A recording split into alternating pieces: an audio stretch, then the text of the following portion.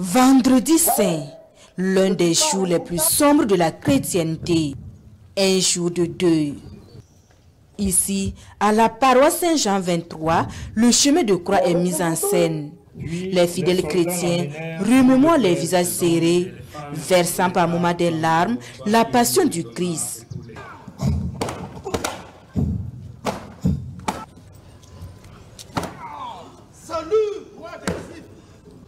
Leurs moqueries, leurs insultes, pour le faire mettre sur la croix.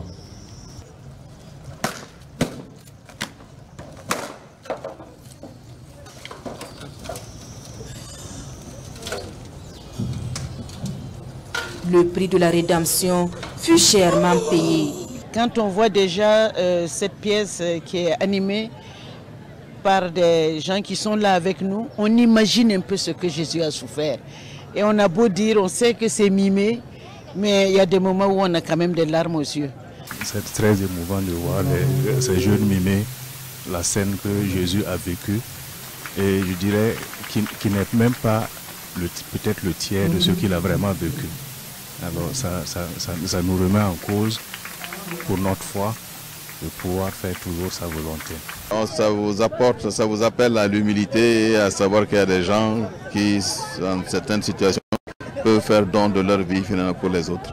De la trahison de Judas à Golgotha, en passant par le tribunal de Ponce Pilate, chacune des 14 stations rappelle le calvaire de Jésus. Une invite à l'introspection dans le cheminement vers Pâques. C'est le message pour nous les chrétiens de contempler l'amour inconditionnel de Dieu. Vivre ce chemin de croix, pour nous les chrétiens, il est important de comprendre le sens de la souffrance, le sens de la mort, mais surtout comprendre que le Christ a vaincu la mort. Le Christ est ressuscité pour nous donner la vie.